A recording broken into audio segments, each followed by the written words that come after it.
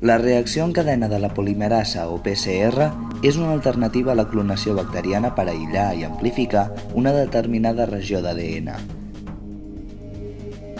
La PCR pot amplificar una simple còpia d'una regió d'ADN entre milers de bilions d'altres en una mescla complexa obtinguda d'ADN de teixits, mostrades aquí en blau.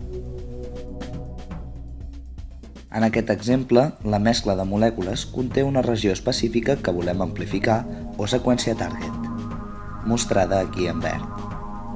Amb la PCR podem fer bilions de còpies de la regió target sense necessitat de purificar prèviament. En el primer cicle s'eleva la temperatura a 95 graus per separar les cadenes o desnaturalitzar-les. Després s'abaixa la temperatura a 60 graus perquè s'uneixin els encebadors específics a cadascuna de les cadenes complementàries. Aquests encebadors serveixen de motlle perquè la Taq polimerasa sintetitzi ADN cap a l'extrem 3' utilitzant nucleòtids lliures a una temperatura de 72 graus. Només aquesta regió serà amplificada per la Taq polimerasa, ja que només pot sintetitzar ADN a partir d'encebadors específics.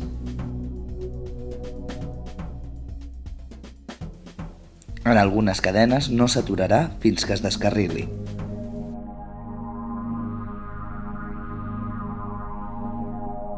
Al final del cicle 1 s'han format, doncs, dues cadenes doble hèlix a partir d'una.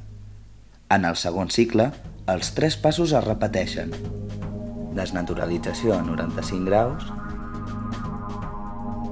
unió dels encebadors a 60 graus i per la síntesi de la polimerasa és necessari elevar la temperatura a 72 graus.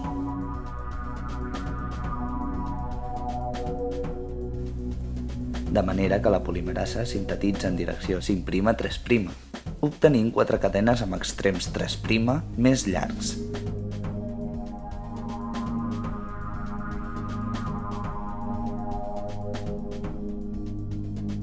Al principi del cicle 3 es repeteixen altre cop els tres passos.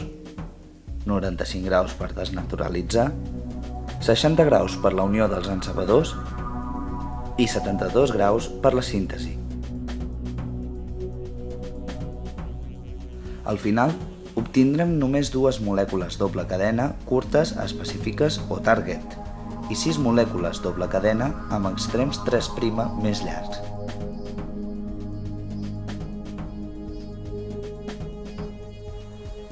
A mesura que avancen els cicles, la quantitat de molècules creixerà exponencialment.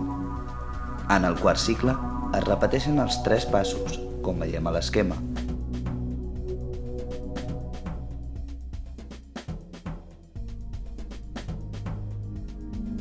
I s'obtenen 8 molècules curtes i 8 molècules amb un extrem 3' més llarg.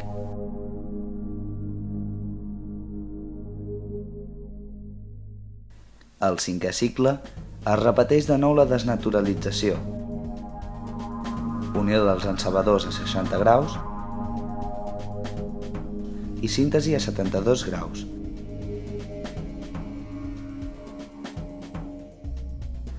Donant finalment unes 22 molècules target i només 10 molècules l'extrem 3' de les quals és més llarg.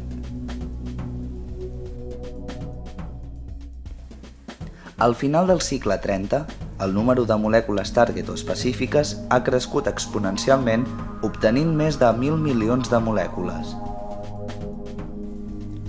Només 60 molècules llargues romanen en la reacció.